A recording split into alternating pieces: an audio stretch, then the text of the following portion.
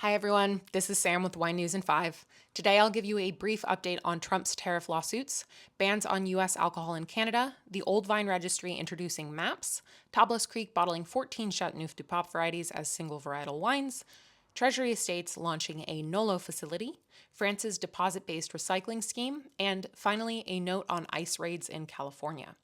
Starting with an update on Trump's tariff lawsuits. During May 31st's newscast, I reported that on Wednesday, May 28th, U.S. Court of International Trade ruled that the Trump administration had overstepped their authority by issuing blanket tariffs and that all tariffs that had been put in place under the International Emergency Economic Powers Act were invalid. On May 29th, the U.S. Court of Appeals paused the suspension of tariffs. This week, on Tuesday, June 10th, the U.S. Court of Appeals ruled that the tariffs can stay in force while they consider the case. Both the Liberty Justice Center and the Trump administration are expected in court on July 31st to make their oral arguments to a full bench of active judges. On to bans on U.S. liquor in Canada. Back on March 4th, Canada's provinces banned imports of U.S. alcoholic beverages and began pulling these products from their shelves and websites.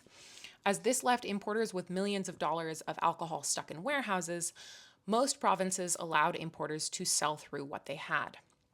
On Friday, June 6th, the province of Alberta announced that they would allow imports to resume, albeit with a 25% tariff in place. On Monday, June 9th, Saskatchewan followed suit.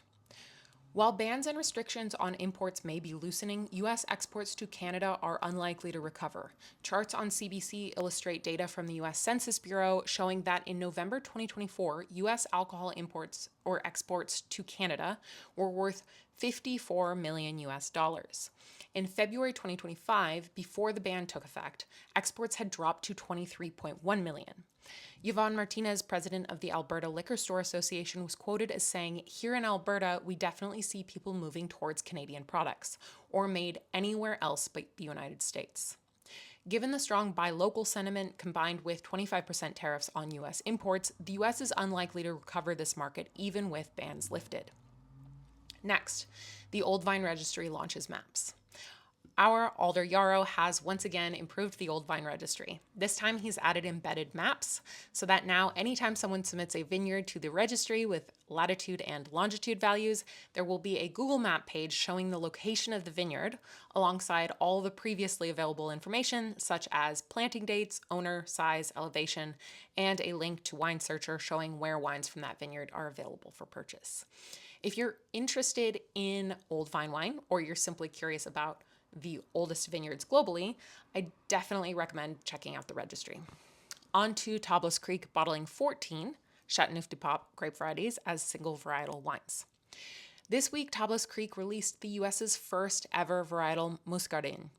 Beyond being cool in its own right, this completes the company's decades-long pursuit to create varietal bottlings of all of the grapes grown by Château de Beaucastel, a winery in Châteauneuf-du-Pape in France's Rhone Valley that's owned by the Perrin family, who are part owners of Tablas Creek. As Jason Haas, who's the proprietor of Tablas Creek, points out on the winery's blog, it's likely that Tablas is the first winery in the world to varietally bottle 14 Châteauneuf-du-Pape grape varieties: Mourvèdre, Grenache, Syrah, Cunoise, Grenache Blanc, Roussanne, Picpoul Blanc, Terre Noire, Clairette Blanche, Picardin, Vaccaraz, Cinsault, Bourblanc, and Muscardin. Next, Treasury Estates launches a NoLo facility. On June 11th, Treasury Wine Estates announced that they had opened a 15 million Australian dollar facility in the Barossa Valley dedicated to no and low alcohol wine production. They've also filed 2 patents for their aroma processing techniques for dealcoholized wine and have said that they believe that bringing the dealcoholization process in-house will improve the quality of their NoLo offerings. As someone who still hasn't tasted a no-alcohol wine that comes close in aromatic and flavor complexity to a wine that has not been de-alcoholized, I'm skeptical, but I hold out hope. On to France's deposit-based recycling scheme. As of June 12th, people living in Normandy, Pays de la Loire, Brittany, and Hauts-de-France will have the option to purchase glass bottles and jars with a return sticker. If returned, the customer will be credited 10 euro cents or 20 euro cents. This government-sponsored trial, which will expand if it's successful, was created to help France meet its objective of achieving 10% reused packaging by 2027. In line with this goal, producers of wine, beer, soap, juice, and soups are working on standardizing packaging, which is excellent news. Finally, a note on ICE raids and their effect on the wine industry. At the end of May, Stephen Miller, the White House Deputy Chief of Staff, said that ICE, the U.S. Immigration and Customs Enforcement agents, should be making 3,000 arrests a day. In response, ICE increased raids to round up undocumented immigrants. After invasive raids in downtown Los Angeles on June 6th, protests erupted nationwide. When the Trump administration deployed the National Guard and Marines to Los Angeles on June 7th, it served to inflame tensions.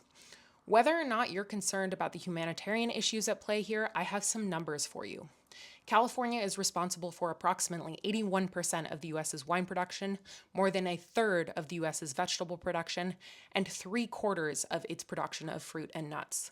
45% of all U.S. agricultural workers are undocumented, and that number is higher in California, with some estimates as high as 75%. Almost half of the U.S.'s undocumented immigrant population lives in California.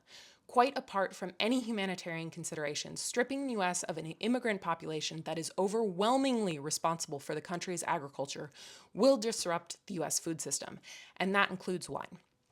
That's all for this episode of the Wine News. If you enjoyed this newscast and you'd like to see it continue, please subscribe to jancesrobinson.com. And if you have breaking news in your area, please email news@jancesrobinson.com. Thank you.